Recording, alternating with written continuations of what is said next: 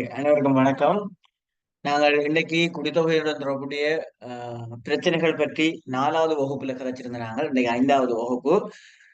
இன்னைக்கு நாங்கள் பார்க்கிற விஷயம் என்று சொன்ன பிள்ளைகள் குடித்தொகையோட தொடர்புடைய பிரச்சனைகள்ல முதலாவது குடித்தொகை முதிர்வடைதல். மொத்தமா 6 பிரச்சனைகள் நாங்கள் அடையாளப்படுத்தி நாங்கள் போன கிளாஸ்ல அதுலயும் குடித்தொகை முதிர்வடைதல் தொடர்பில் நாங்கள் ஏற்கனவே கதைச்சிட்டோம் என்று நினைக்கிறேன். ஸோ திருப்பி ஒருக்கா அவங்களை ஞாபகப்படுத்தி கொண்டு போறேன். குடித்தொகை முதிர்வடைதல் என்றா என்னன்னு கேட்டா பிள்ளைகள் சனத்தொகையில வயசு போனாக்களுடைய அளவு அதிகரிக்கிறது. அதாவது முதியோருடைய எண்ணிக்கை அதிகரிக்கிறது தான் நான் சொல்றது குடித்தொகை முதிர்வடைதல். இப்போ குடித்தொகை வயது கட்டமைப்பில பெரும்பாலும் பார்த்தோம்னு சொன்னா இந்த முதியோருடைய எண்ணிக்கை அதிகமா இருக்குது.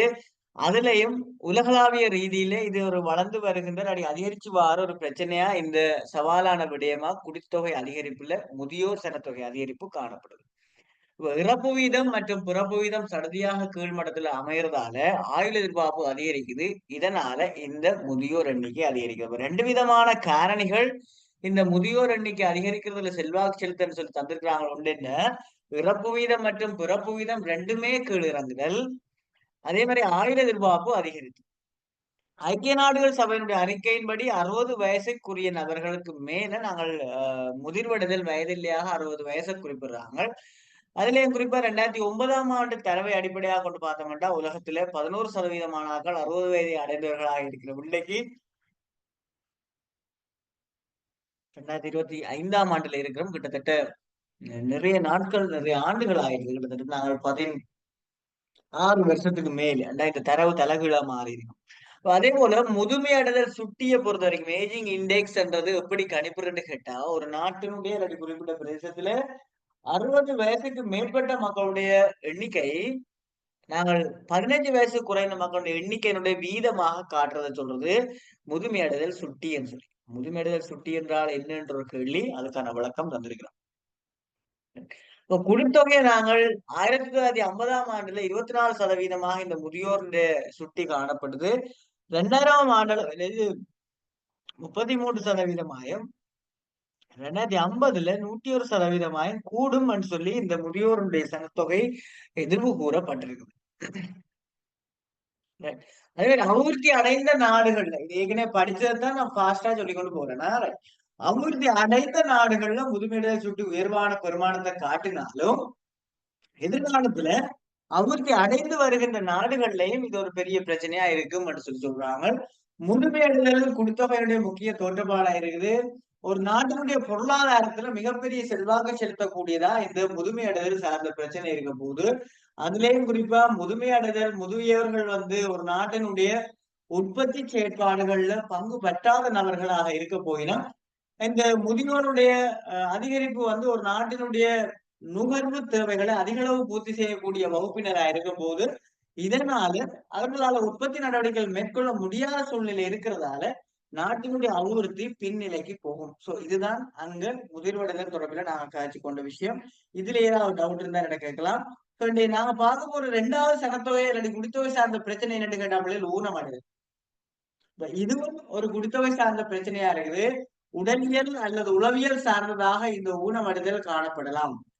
உடலியல் சார்ந்ததாக மட்டும் இல்ல, உளவியல் ரீதியாக ஊனமடைதல்ன்றது இருக்கு. எந்த நேரம் பார்த்தாலும் யாராவது இருந்தோன்னு என்ன செய்வாங்கன்னு கேட்டா கவலைப்பட்டு இருப்பாங்க. ஐயோ நான் அது செய்வேனா இது செய்வேனா என்ன செய்வேன்னு சொல்லி நிறைய நிறைய நிறைய கேட்டு இருப்பாங்க. கவலைப்பட்டு இருப்பாங்க. சொல்றேன் இது எல்லாமே என்னன்னு கேட்டா உளவியல் சார்ந்த ஊனமடைதல். எந்த நேரம் நெகட்டிவா திங்க் பண்றது கூட உளவியல் சார்ந்த ஊனம் தான்.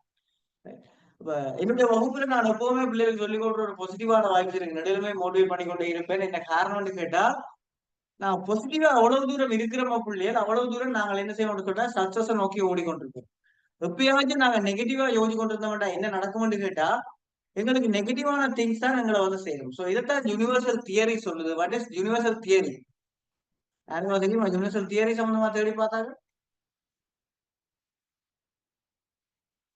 யூனிவர்சல் தியரி யாருக்காவது இல்ல? எங்களோட யூனிவர்சல் தியரி என்ன சொல்லுதுண்டா அது psychology plus religion plus science எல்லாத்தையும் சேர்த்து மிக்ஸ் பண்ணினா எப்படி இருக்குமோ அப்படி இருக்கும். யூனிவர்சல் தியரி என்ன என்னுடைய கன்செப்ட்ல நான் சொல்றேன். யூனிவர்சல் தியரி என்ன சொல்லுதுண்டா ஆள் மனசுல நான் என்ன விஷயத்த நினைக்கிறேனோ அது கட்டாயம் நடக்கும். அது நடக்காம போறதுக்கான சாத்தியக்கூறு 0. நான் ஆழ் மனசுல ஃபுல் கான்பிடென்டோட நினைக்கணும். அங்க இது நடக்குமா என்ற கேள்வி வந்தாலே நடக்காது. இதுதான் நான் சொல்ல வர விஷயம். சோ எண்ணம் போல் வாழ்க்கைன்னு சொல்லி அடிக்கடி தமிழ்ல ஒரு வாக்கியத்தை நீங்க கேள்விப்பட்டிருப்பீங்க. அதுதான் அது, வேற ஒண்ணும் இல்லை. நாங்கள் என்ன நினைக்கிறோமோ அதுவாகவே மாறும். Right? அப்ப உளவியல் சார்ந்த ரீதியிலேயே நாங்கள் ஊனமடைதல்ன்றதை எப்படி அடையாளப்படுத்துறோம்னா, எந்த நேரம் அழுகிற முகத்தோடையும் அழுகிற சிந்தனையோடையும் இருக்கிற ஒரு நபர் கூட உளவியல் ரீதியா ஊனமடைந்தவர் தான். ரைட்? அப்ப உரிமைகளை கொண்ட பிரஜைகளாக இந்த ஊனமடைந்தவர்கள் இருக்கிறார்கள் ஒரு நாட்டுல. அவர்களை பாதுகாக்கிறது அரசாங்கத்துடைய முக்கிய கடமையாக இருக்குது. சமூகத்தில் இவர்கள் கீழ்நிலைப்படுத்தப்படாமல் இருக்கிறதை உறுதிப்படுத்திக் கொள்ள வேண்டியது ஒவ்வொருவருடைய கடமையாயும் அரசனுடைய கடமையாகவும் இருக்குது. அதே நேரம் இந்த ஒலிம்பிக் மாதிரியான போட்டிகள் இவர்களுக்காக நடைபெறுது. இது இந்த இப்ப உதாரணமா எனக்கு யாராவது சட்டத்துல சொல்லுங்க பாப்போம். ஊனம் அடைந்தவர்களுக்காக நடத்தப்படுகின்ற ஒலிம்பிக் போட்டிக்கு என்ன பெயர்? இது ஒரு ஜிகே கேள்வி. கொமன் ஜெனரல் டெஸ்ட்டுக்கு வரக்கூடிய இல்லாட்டி வந்திருக்கலாம் மேபி இல்லாட்டி தேவைப்படுகின்ற ஜெனரல் நாலேஜ் வந்து. ஊனம் அடைந்தவர்களுக்காக நடைபெறுகின்ற ஒலிம்பிக் போட்டிகள் எவ்வாறு அழைக்கும்? யாருக்காவது விட தெரிஞ்சா ஹேண்ட் ரைஸ் பண்ணா நான் அன்மியூட் பண்ண ஆப்ஷன் தருவேன். Very good. Dharshini and Saliha para ஒலிம்பிக்னு சொல்லுவோம். ரைட்? பாரா ஒலிம்பிக்னு சொல்றது இந்த ஊனமடைந்தவர்களுக்காக நடாத்தப்படுகின்ற ஒலிம்பிக். சோ இதுக்கு கீழே என்னுடைய நோட்ஸ்ல அந்த விஷயங்கள் இருக்குது.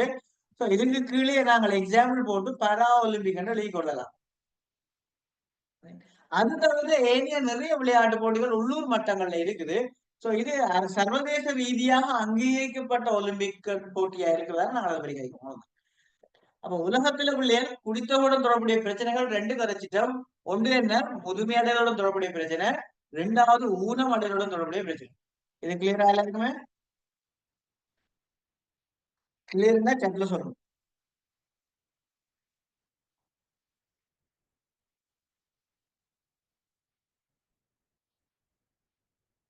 எஸ்.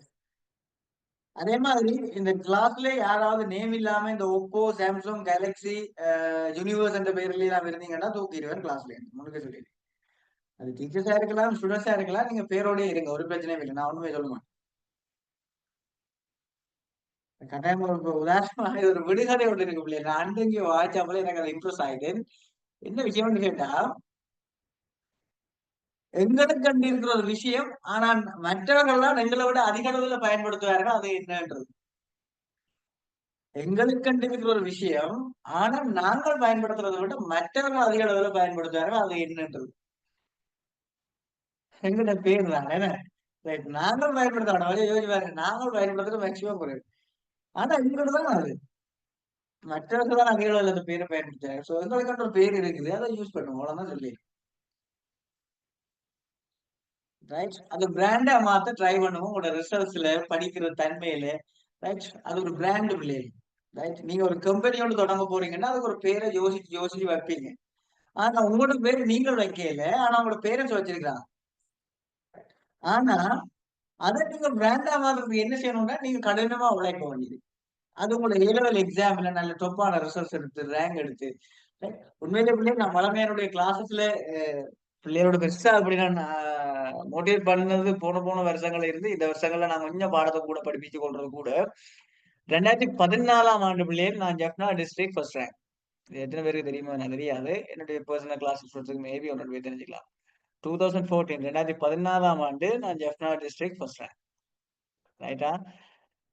சோ எனக்கு அப்ப தெரியாது. அ நான் தான் என்னுடைய ரீஜியன்ல ஒரே ஒரு ஜியோகிராஃபில ஏ எடுத்த ஸ்டூடண்ட். எனக்கு சீரியஸா கோட் ப்ராமிஸா போன இயர் தான் எனக்கு படிப்பிச்ச சார் சொல்லி தெரியும். யாழ்ப்பாணத்துல பிள்ளைகள் 5 பிரதானமான ரீஜியன்ஸ் இருக்கும் உங்களுக்கு தெரியுமோ தெரியாது. ரைட்? ஒன்று தீவகம்ன்னு சொல்லுவோம், தீவு பகுதிகள். 2வது வடமராட்சின்னு சொல்லுவோம்.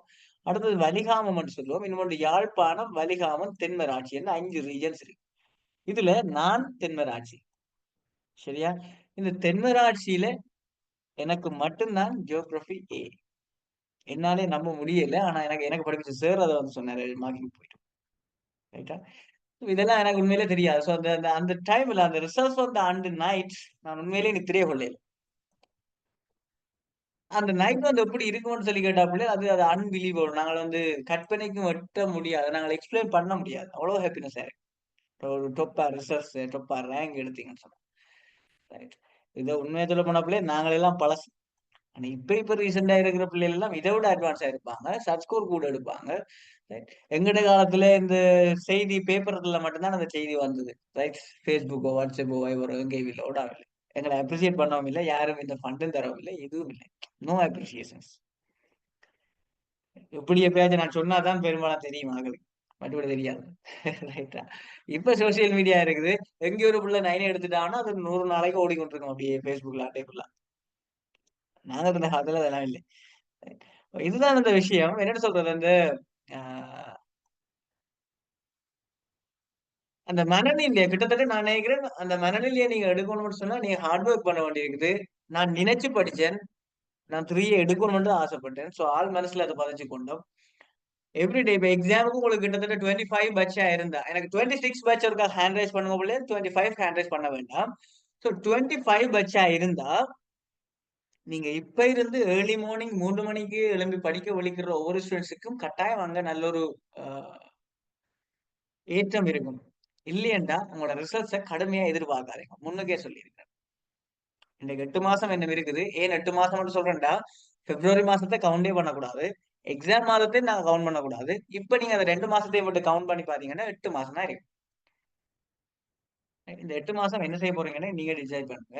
இல்ல ஹேண்ட் ரைஸ் பண்ணி இருக்கிற 2026 ஸ்டூடெண்ட்ஸுக்கு அந்த பிரச்சனை இல்லை. இப்போதைக்கு ஏர்லியா எழுப்பி படிச்சு தான் ஆகணும்ன்ற அவசியம் இல்லை. ஆனாலும் நீங்க படிக்க தொடங்கினீங்கன்னா அக்குவரான வரை நல்ல நீட்டா இப்ப இருந்தே ஸ்மூத்தா போகும். ஏர்லி மார்னிங் எழுப்பிடணும். ரைட்டா. ரைட். ஸோ இதை தாண்டி அடுத்ததுக்கு வரேன். இப்ப பாருங்க பிள்ளைகள், பால்நிலை தொடர்பான பிரச்சனை அடுத்த 3. பால்நிலை தொடர்பான பிரச்சனைன்னு சொல்றது இதுவும் ஒரு கதைக்கக்கூடிய நிறைய ஒரு ஒரு நல்ல டாபிக் உண்டு. பால்நிலை தொடர்பான பிரச்சனை என்னன்னு கேட்டா பிள்ளைகள், ஆண்கள் பெண்கள் என்றுதான் உலகத்துல 2 விதமான பாலினம் இருக்கு. அமெரிக்க அதிபர் டொனால்ட் ட்ரம்ப் இப்ப ரீசெண்டா அவர் சொன்னார், அமெரிக்காவில ஆண்களையும் பெண்களையும் தவிர வேறு யாரும் இருக்க முடியாது. ஆனா நான் இந்த இடங்கள்ல கொமனாத கதைக்கிறது நல்லமா இல்லையானா தெரியாது. ஆனா இப்ப புதுசு புதுசா நிறைய பாலினங்கள் உருவாயிருக்கு. ஆர்வ கோளாறுல வேற உண்மையில ஆர்வ கோளாறு. சரிதானே? அப்படியான பாலினங்கள் எல்லாமே ஆஹ் ஏற்றுக்கொள்ளப்படாத இடங்களும் இருக்குது, ஏற்றுக்கொள்ளப்பட்ட சில இடங்களும் இருக்குது. ரைட். அப்ப பால்நிலை என்று சொன்னாலே 2 தான், ஒன்று ஆண்பால், 2வது பெண்பால். பிறகு ஆட்டுப்பால் மாட்டுப்பால் இதுகள் எல்லாம் என்ன வேண்டாம், அப்படியெல்லாம் நீங்க ஜோக்கெல்லாம் கிடைக்கல. அது இந்த அட்மிட் பண்ண ஆப்ஷன் இருந்தா கட்டாயம் யாரோ ஒரு ஜீவன் கேட்கும். அதுமாதிரி கேட்கிறவங்க. ரைட்.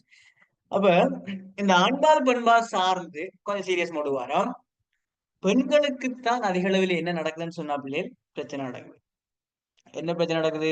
சமூக ரீதியாக ஆண்களை விட பெண்கள் அநேகமான பிரச்சனைகளுக்கு உட்படினம். அதுலயும் குறிப்பா ஆசிய நாடுகள்ல ஈக்குவாலிட்டின்னு சொல்ற சமத்துவம் என்ற ரீதியில பார்க்க போனா ஆண் ஆதிக்க சமுதாயம் நிலவுகின்ற பகுதியா இருக்க போது இந்த ஆசிய பகுதிகள் அதிக அளவில் இருக்கு. என்ன பகுதி? ஆண் ஆதிக்க பகுதிகளா இருக்கு. ஏண்டா ஆண்கள் பிறகுதான் பெண்கள். இதனால பெண்கள் முகம் கொடுக்கிற பிரச்சனை அதிக அளவில் இருக்கு. உனக்கு எனது தேவையில்லாத வேலை, நீ பொம்பளை பிள்ளைகளோ அடக்கொடுக்குமா இருக்கணும்னு சொல்லி எல்லாம் அப்பையில இருந்தே அடக்கி ஒடுக்கி வச்சிருவாங்க. Right. நீங்க நீயா நானா தமிழா தமிழா அப்படியான ஷோஸ் ஏதாவது பாக்குறீங்கன்னா நான் கேட்க கூடாது கேட்கிறேன். Right. அதுல 2 விதமான கன்செப்ட் இருக்கு பிள்ளைகள். எங்கட பிள்ளைகள் நினைக்கிறது ஈக்குவாலிட்டின்னு சொல்றது ஆண்களுக்கு பக்கத்துல ஆண்களுக்கு நிகரா நிக்கிறது இல்ல. அது இல்ல ஈக்குவாலிட்டி. நீங்கள் சாரி உடுத்து கொண்டும் விண்வெளி ஆராய்ச்சி நிலையத்திலே ஒர்க் பண்ணலாம். அது ஈக்குவாலிட்டி. ரைட்டா? நான் ஜீன்ஸும் ஷர்ட்டும் போட்டு கொண்டுதான் அங்க போவேன்ன்றது இல்லை. Once more I repeat that. பாரம்பரியமான உங்களுடைய கலாச்சார ஆடைகளோடையும் நீங்கள் என்ன செய்யலாம்? சாதனை பெண்மணியாவோ சாதனை ஆண்மகனாவோ மாறலாம். அதுதான் ஈக்குவாலிட்டியில நீங்க பார்க்குற சக்சஸ். ஆண்களுக்கு நிகரா இருக்கணும்னு சொல்லி டட்டு ஊத்துறது, ரைட், அதே மாதிரி இந்த ஜீன்ஸ் பேண்டோட தெரியுறது, இதுகள் ஈக்குவாலிட்டி இல்லை. அது நீங்கள் ஈக்குவாலிட்டியா மற்றவர்கள் நினைக்கணும்ன்றதுக்காண்டி காட்டுற சில பிம்பங்கள், அவ்வளவுதான். ஸோ அதை புரிஞ்சுக்கணும். ரைட்டா? ஸோ ஈக்குவாலிட்டின்றத சரியான கன்செப்ட்ல புரிஞ்சு கொள்ளுங்க. அதே மாதிரி பெண்ணியம் என்ற கன்செப்டும் பெரும்பாலும் இருக்குது. பிழையான பார்வையில நிறைய பெண்கள் மத்தியில இருக்கு பெண்ணியம். ஏன் இந்த டொபிக்கை பற்றி காய்க்கிறேன்னா, என்ன பொறுத்த வரைக்கும் பிள்ளைகள் ஹியூமன் ஜியோகிராஃபி எனக்கு செமையா பிடிச்ச ஒரு பகுதி. அதே மாதிரி தான் பிசிக்கல் ஜியோகிராஃபி. ஆனா இங்க நிறைய டிஸ்கஸ் பண்ணலாம், நிறைய கதைக்கலாம், பிள்ளையோட அனலைஸ் பண்ணலாம். Human geography. ரைட். என்ன இதை சொல்ல வாரேன்னு கேட்டா, பெண்கள் தொடர்பில பெண்ணியவன் சொல்றது அடங்கி ஒடுக்கி அமைதியா இருக்கணும், அடக்கமா இருக்கணும். அது இல்ல பெண்ணியம். அதுவும் ஒரு இயல்பு அவ்வளவுதான். அதுவும் ஒரு இயல்பு. சரிதான். பெண்ணியம் சார்ந்த நிறைய பேர் நிறைய விதமா கன்செப்ட் எல்லாம் வைப்பாங்க. அதை பத்தி காய்ச்சா நிறைய பேர் கோவம் வரும். சோ அதனால அந்த தொடிக்க நான் விடுவோம். ரைட். அப்ப சமூக அடிப்படையில ஆண்கள் பெரிய அதாவது ஆண் வர்க்கம் அதிக அளவிலான தன்மையை கொண்டிருக்குதுங்க ஆசிய நாடுகள்ல. ஐரோப்பிய நாடுகள், வட அமெரிக்க நாடுகள், தென் அமெரிக்க நாடுகள் எடுத்துக்கொண்டோம்னா அங்க ஈக்குவாலிட்டி கொஞ்சம் ஓகே. ஒரு ஈக்குவல் ரைட்ஸ் ஒரு பாராளுமன்றத்துக்கு எடுக்கிறோம்னா பாராளுமன்றத்திலயும் அங்க பெண்கள் ஆண்கள் என்ற ரீதியில ஈக்குவலா எடுக்கிறாங்க. சோ இப்ப நீங்கள் உதாரணமா வச்சுக்கொள்ளுமே, இலங்கை பாராளுமன்றத்துல எத்தனை ஆண்கள் எத்தனை பெண்கள் பாராளுமன்ற உறுப்பினர்களா இருக்கிறான்னு தேடி பார்த்தீங்கன்னு சொன்னா அதுலயே உங்களுக்கு விளங்கும் வேறுபாடு. அதனாலதான் சொல்ல வாரோம், அரசியல், மதம், கலாச்சாரம், பண்பாடு சகல விடயங்களையும் இந்த ஆணாதிக்கம் என்ற விஷயம் ஆசிய நாடுகள்ல இருக்குது. ஆனா வெளிநாட்டு பாராளுமன்றத்துல பாத்தீங்கன்னு சொன்னா அந்த பிரச்சனை இல்லை, சமத்துவத்தன்மையில இருக்கு. சோ உங்களுக்கு தெரியுமோ தெரியாது, நியூசிலாந்துல ஒரு சின்ன பொம்பளை பிள்ளை, அவங்க நினைக்கிறேன் ஒரு 28 வயசு, 21 23 ஆயிரம், ரைட். ஒரு மாவோரியன் சொல்ற ஒரு பழங்குடி பெண் ஒரு ஆள். யாராவது கேள்விப்பட்டாங்க?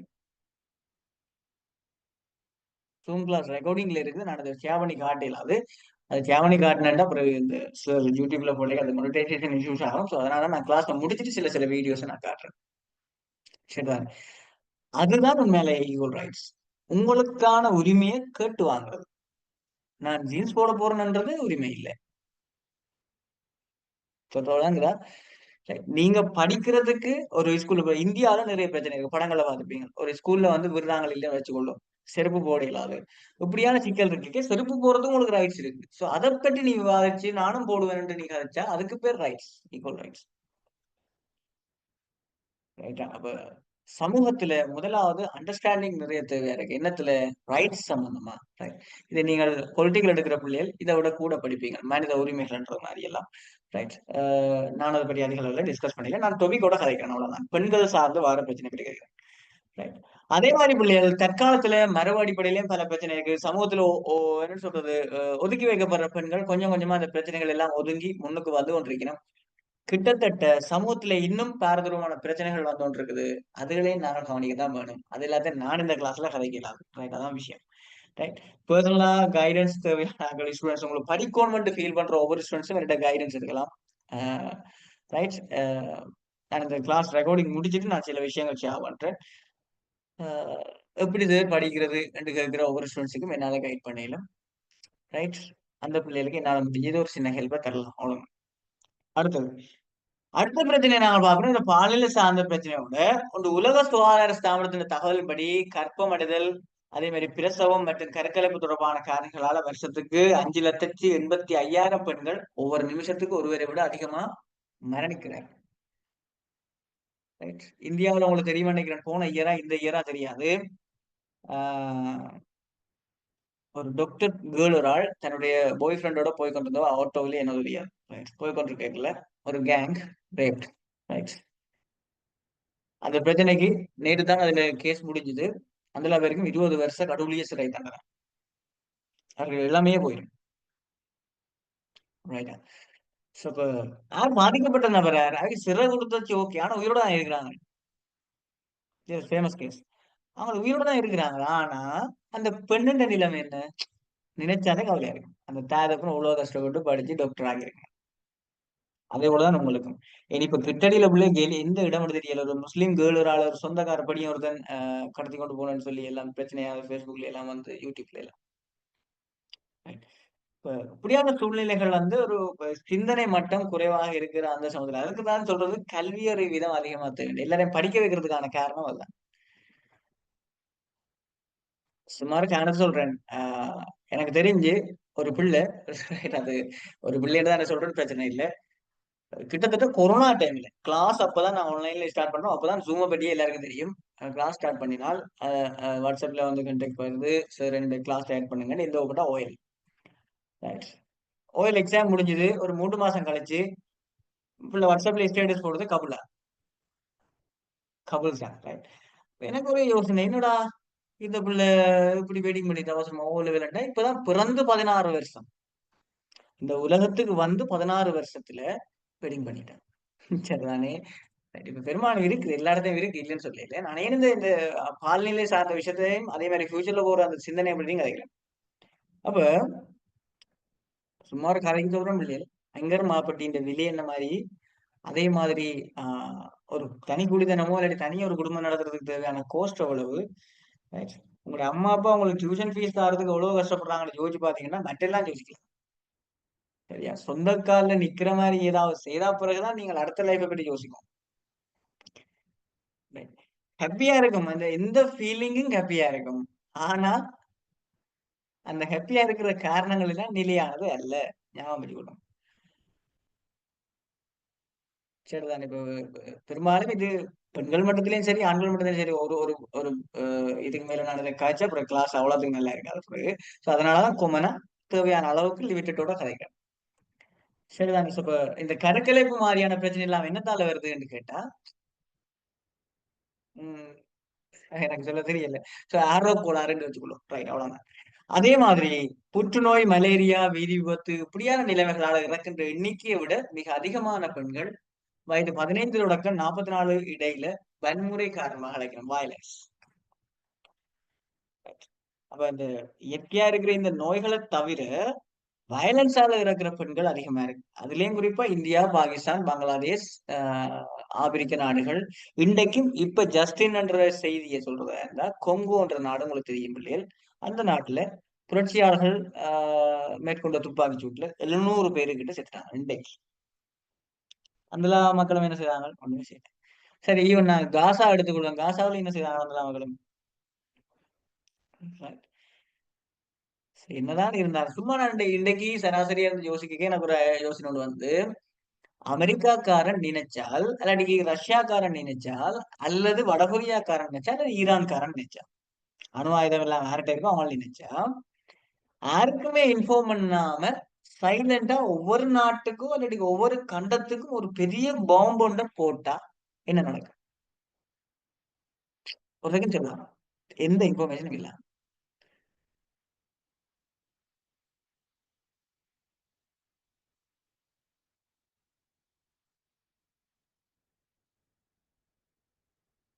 கற்பனை பண்ணி பாருங்க, இந்த உலகத்துல மக்களே அது புரிய இருக்காது.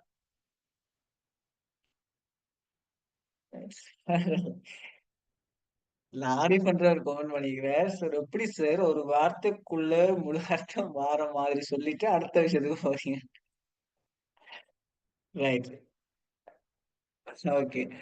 நானப்பன் ஏழு முடிச்ச காலத்துல இருந்து படிப்பிச்சு கொண்டிருக்கிறேன்.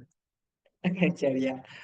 கிட்டத்தட்ட அஹ், 2016 2015 ஆண்டுல இருந்து படிச்சிருக்கேன். இந்த 10 வருஷம் எக்ஸ்பீரியன்ஸ்.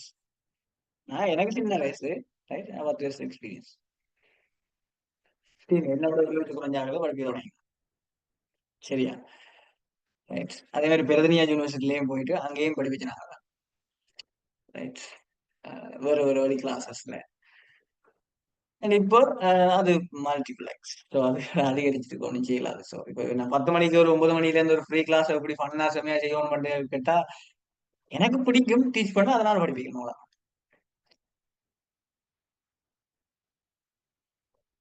எல்லா டீச்சர்ஸும் இதே மாதிரியான ஒரு எனர்ஜெட்டிக்கோட உங்களோட ஆன்லைன் கிளாஸ் இருக்குமான்னு கேட்டா எனக்கு தெரியாது. ஸோ எப்படி எனக்கு யாராவது ஃபீட்பேக் சொல்லுங்க. நீங்கள் பார்த்த இது வரைக்குமான எனர்ஜெட்டிக்கான கிளாஸ்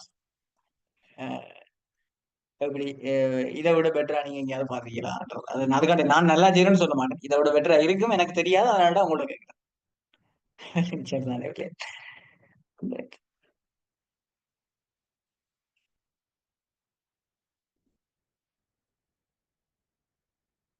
உண்மையிலே பிள்ளைகள் நான் உங்கள்ட்ட ஃபீட்பேக் கேட்கறத வச்சு விட்டு நான் உண்மையிலேயே ஹாப்பியா ஃபீல் பண்ணுவேன். அதை வச்சு விட்டு எனக்கு இன்னும் நல்லா படிப்பிக்கிற ஃபீல் வரும், மனசுல எனக்கு தோணும் இன்னும் நல்லா சொல்லி கொடுறான்னு. அதான் ஃபீட்பேக். வேற ஒரு கிட்டத்தட்ட ஊசி மருந்து மாதிரி வச்சுக்கணும். இமானா சார் கிளாஸ் இன்னைக்கு தான் ஃபர்ஸ்டா வந்தனா டீச்சிங் மெத்தட் செம்மையா இருக்கு. தேங்க்யூ.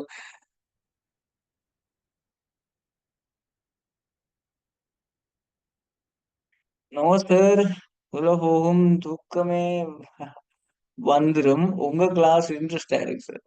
வேற கிளாஸ் போனா தூக்கம் வருதா இருக்கு. Right, okay. Okay Priyal, right. சரி, இதுல 2 பேர்ல என்னுடைய கண்டாக்ட் டீடைல்ஸ் கேட்டுருக்கீங்க பிள்ளைகள். கேட்ட பிள்ளைகளுக்காண்டி மாத்திரம் இதுல நான் ஷேர் பண்றேன். லீவா ஏன்னா நான் படிப்பிச்சு முடிக்கல, என்னடா டீடைல்ஸ் போடுறாங்கன்ற அப்புறம் லீவா வலிக்கிறாங்க எங்கட பிள்ளைகள் நிறைய பழக்கங்கள் இருக்கு. நன்றி உணர்வு இல்லாத பிள்ளைகள் என்னதான் கஷ்டப்பட்டு படிப்பிச்சாலும் போடான்ட்டு போய் கொண்டே இருப்பாங்க. ஸோ அதனால முன்னுக்கு எச்சரிக்கை சொல்லிட்டு பிறகு போடுறேன். 25 and 26 விரும்பினா கிளாஸஸுக்கு ஜாயின் ஆகலாம். உங்களுக்கு ஆஃபர் எக்கச்சக்கமா இருக்கு என்னுடைய கிளாஸஸ்ல. இந்த ஜன குரூப்ல போடுற ஃப்ரீ கிளாஸஸ் பிளஸ் ஜியோகிராஃபி 25ல ஜாயின் ஆகிற ஒவ்வொருத்தரும் 26 பட்ச இந்த கிளாஸஸ்ல ஃப்ரீ அட்மிஷன். மேப்பிங் கிளாஸஸ் நடந்துட்டு இருக்குது. அதே மாதிரி இப்ப வெகு விரைவில் ரிவிஷன் கிளாஸும் பேப்பர் கிளாஸும் ஸ்டார்ட் ஆகுது 25. ஸோ விரும்புறாங்க ஜாயின் ஆகும்.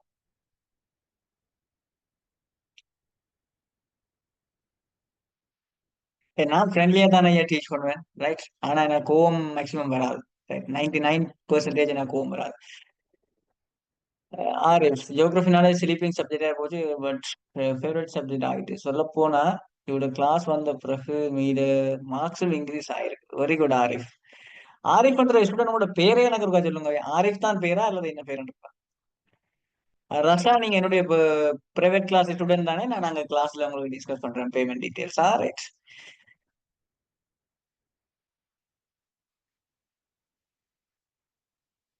Okay, right. சோ இது உண்டு. அதே மாதிரி பிள்ளைகள் என்ன ஒரு ஆஃபர் கொடுத்துருந்தாங்க இந்த பட்ச் பிள்ளைகளுக்கு. என்ன ஆஃபர்ன்னு கேட்டா வழியா கவனிங்க. என்னுடைய பிசிக்கல் ஜியோகிராஃபி அதே மாதிரி ஜிஎஸ்ஜிபிஎஸ் ஆர்எஸ் இந்த 2 புக்கும் நான் ஆல்ரெடி பப்ளிஷ் பண்ணிட்டேன். இந்த 2 புக்கும் வாங்குற பிள்ளைகளுக்கு பிப்ரவரி மாத கிளாஸஸ் வந்து அட்மிஷன் ஃப்ரீ. அங்க டியூஷன் பேமெண்ட் செய்ய தேவையில்லை, ரைட். நான் ஜப்னா ஹிந்துல டீச் பண்ணி கொண்டிருக்கேன் பிள்ளைகள், ஜப்னா ஹிந்து குலத்துல, ரைட். ஸோ இங்க இதுல நீங்க பாத்தீங்கன்னு சொன்னால் ஜிஎஸ்ஜிபிஎஸ் ஆர்எஸ் இது ஒரு ஃபுல் நோட்ஸ் இருக்கிற புத்தகம். பாஸ் பேப்பர் கேள்வி இருக்குது, மாடல் பேப்பர் கேள்வி இருக்குது, எம்சிக்யூ தனிய தனிய ஒன் வேர்ட் ஆன்சரா கேள்வி விடைகளா இருக்குது. அதே மாதிரி புக் எங்கேயும் வாங்கலாம், என்னட்டு தான் வாங்கலாம். ஆன்லைன்ல பே பண்ணிட்டு எனக்கு பேங்க் ஸ்லிப்பை சென்ட் பண்ணீங்கன்னா உங்களுக்கு தபால் மூலமா அனுப்பிவிடுவேன் புத்தகம். சரியா? இது 2 புத்தகமும் வாங்கணும், ஒன்று தனியா வாங்கலாம். அதான் அங்க இருக்கிற விஷயம்.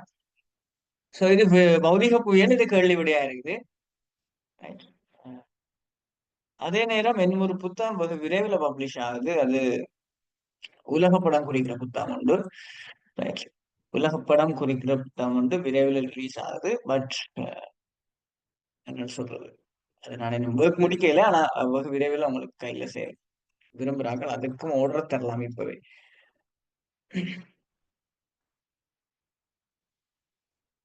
எத்தனை பேருக்கு வேணும்னா நான் என் ஆக்கள் எண்ணிக்கைக்கு தான் பிள்ளை நான் புத்தகம் அடிப்பேன். நான் எக்ஸ்ட்ரா அடிக்கிறது இந்த முதல் 2 புத்தகம் தான் எக்ஸ்ட்ரா அடிச்சு வச்சுக்கிறேன், ரைட்டா. மற்ற மேக்சிமம் நான் புக்ஸ் வந்து எக்ஸ்ட்ரா அடிக்கிறது குறைவு. ஸோ இது என்னுடைய புக் பிள்ளைகள் படம் குறித்தல் புத்தகம், ரைட். ஒரு விளங்கம் பண்ணி நினைக்கிறேன். சரியா? If you wish you can buy. இது இப்ப வாங்கல, அது படம் குறித்தல். பௌதிக புயலும் அதே மாதிரி மற்ற புத்தகம் நீங்க வாங்கலாம், விரும்புறாங்க மாத்திரம். நான் யாரையும் கட்டாயப்படுத்துறது இல்லை.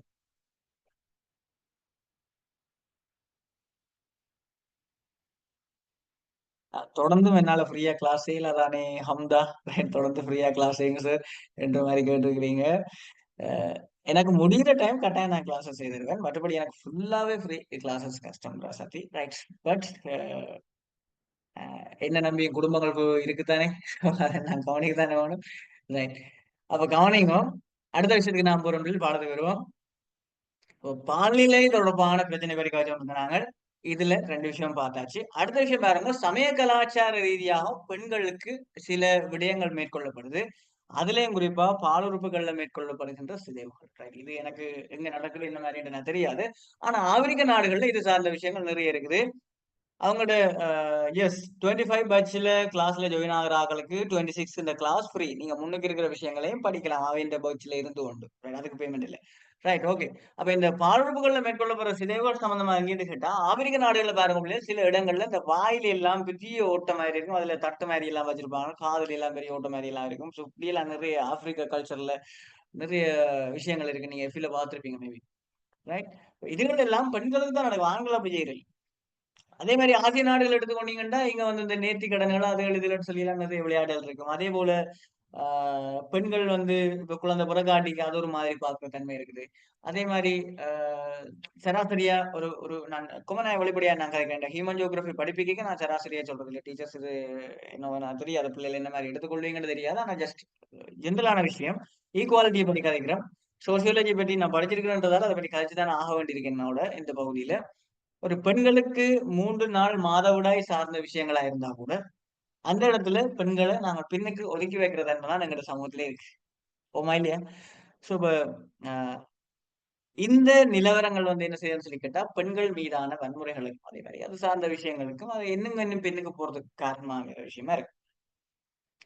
அடுத்தது பாலியலை பாரபட்சம் காரணமா உயிரை தியாகம் செய்ய வேண்டிய நிலை ஏற்பட்ட பெண்களின் விவரம் மட்டும் மேலே காட்டப்படும் சொல்லி ஆட்டோ சொல்றாங்க. இதற்கு மேலாக பல்வேறு சமூக பாரபட்சத்துக்கு ஆளாகும் பெண்களின் எண்ணிக்கையும் அதிகமா இருக்குது. இந்தியாவுல சாதி சார்ந்த விஷயங்கள் அதிக அளவில் இருக்கு. சாதி சார்ந்த விஷயங்கள். சாதியுடன் தொடர்புடைய விஷயங்கள் நிறைய பிரச்சனையா இருக்குது. மேல் ஜாதி பெண்கள் வந்து ஒரு காலகட்டத்துல உங்களுக்கு தெரிஞ்சிருக்கும்னு நினைக்கிறேன். இந்த ரவிக்கி என்று கேள்விப்பட்டிருப்பீங்கன்னு நினைக்கிறேன். அதாவது சாரிக்கு போடுற மேல் சட்டை. அதாவது ரவிக்கி என்று சொல்றது. அந்த ரவிக்க வந்து கீழ் ஜாதி பெண்கள் வந்து அணிய முடியாதுன்ற மாதிரியான நிலைமை இந்தியாவுல அதிக அளவில் இருந்து இலங்கையிலும் இருந்தது. யாழ்ப்பாண கலாச்சாரத்திலும் ஒரு காலத்துல இருந்துன்னு சொல்லி சொல்லுவாங்க. ஆனா ப்ரூஃப் இல்ல. ரைட்? அது என்னவோ தெரியாது எனக்கு. ஆனா இலங்கையில அதுக்கான எவிடன்ஸஸ் இல்ல. இந்தியாவுல இருக்கு. அப்ப இது காரணம் என்னன்னு கேட்டா, அந்த அந்த சமூக ஏற்றத்தாழ்வு நிலவரங்கள் தான் அதுக்கான காரணம். ரைட்?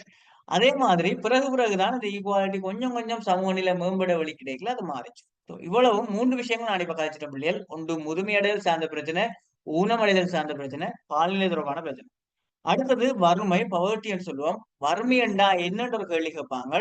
பணம் அல்லது சொத்து குறைவாயிருத்தல், மந்த போசனை நோய்கள், உயர் சிசு மரணங்கள், குறைவான ஆயுள் எதிர்பார்க்கை மற்றும் நிற்கதி என்பன உள்ளடக்கிய ஒரு விடயத்தை நாங்கள் வறுமை என்று சொல்லுவோம்.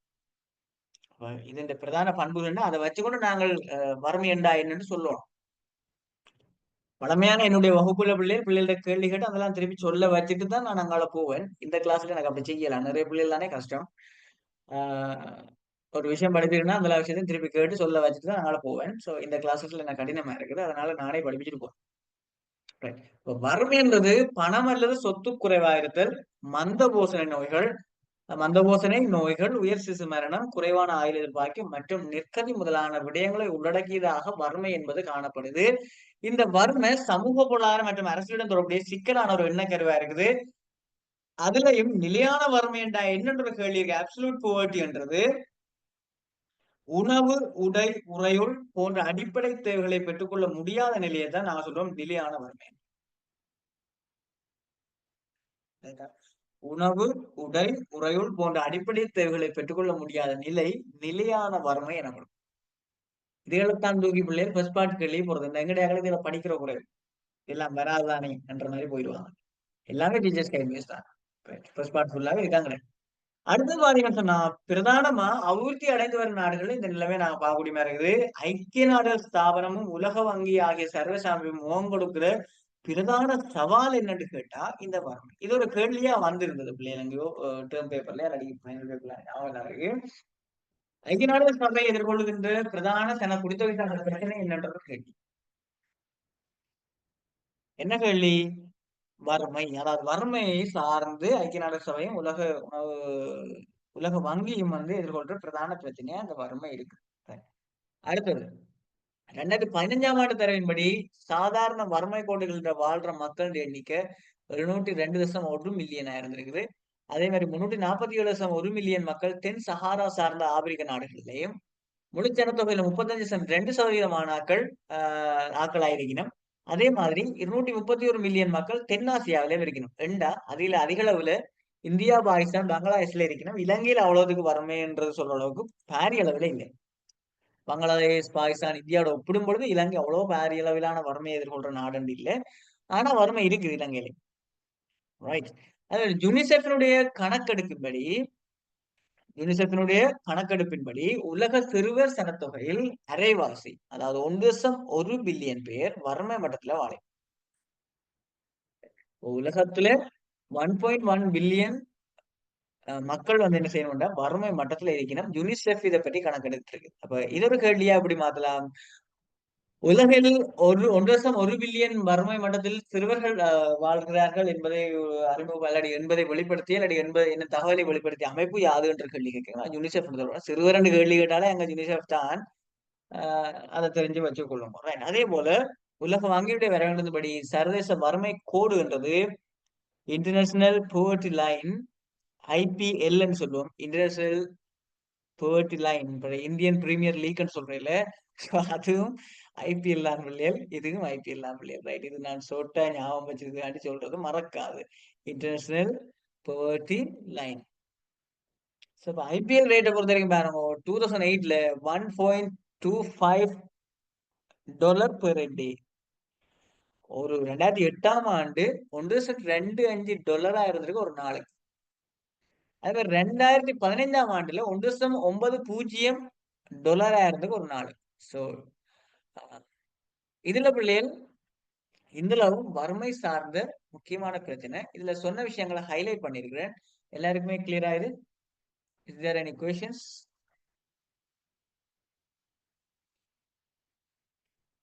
கேள்வி இருந்தா சேனல் சொல்லுங்க. அடுத்த பகுதி போறோம். இடவிளக்கப்படும் யாழினி, அதுவும் ஒரு ஷார்ட் கிளாஸ் இருக்குது. அதுவும் தான் ஸ்டார்ட் பண்ண போகுது. இடவிளக்க கிளாஸஸ் அடிக்கடி நடக்கும். இல்ல என்ன பேர் இது? உபிக் ஸ்டிக்ஸா? UPXIDHYT. சார் 2 பேரை மெசேஜ் பண்ணிக்கணும். தயவு செய்து உங்களோட பேரை மாத்துங்க. ஏன் இப்படி எல்லாம் பேர் இருக்காண்டு உள்ளதுல எனக்கு டவுட்டா இருக்கு. என்ன பேருன்றத வடிவா சேஞ்ச் பண்ணுங்க, ரீநேம் பண்ணுங்க.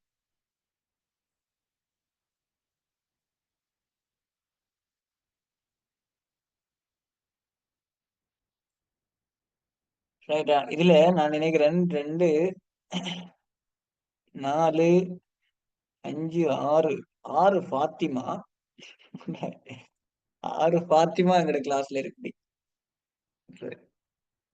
அதே மாதிரி ஹனான்ற ஒரு டீமும் இருக்கிறது வளமையா. Hana team, Fathima team, right. அதே மாதிரி அகமட் டீம், நிறைய நிறைய ஸ்டூடெண்ட்ஸ் பேர்ல இருக்கும் அப்படி. ஏன்னா அப்படித்தானே இல்லையா? பானு டீம்.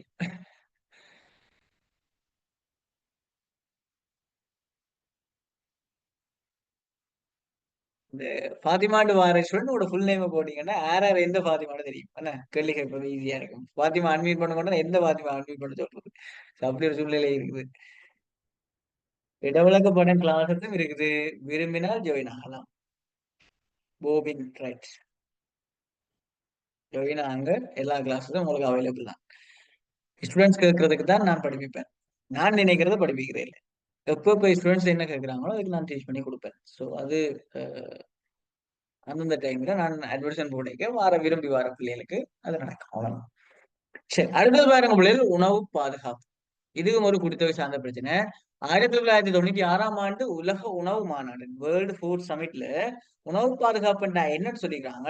அனைத்து மக்களுக்கும் அனைத்து காலங்களிலும் சுகாதாரமான சேத்திரனுடைய வாழ்க்கையை கொண்டட தேவையான போதுமான அளவு சுகாதாரம், பாதுகாப்பு, போஷணையுடைய உணவை பெற்றுக் கொள்வதற்கான சந்தர்ப்பம். இது பாடமாகித்தான் ஆகணும், வேற வழி இல்லை. செகண்ட் பார்ட்ல 2 மார்க்ஸ் ஒரு கேள்வி போடலாம். கோவின் அந்த கிளாஸ் வந்து ஃப்ரீயா இல்ல, ரைட்? I'm very sorry. அதே மாதிரி உணவு பாதுகாப்பு என்பது தற்போது சர்வதேச மட்டத்தில் ஏற்றுக்கொள்ளப்பட்ட ஒரு எண்ண கருவா இருக்குது.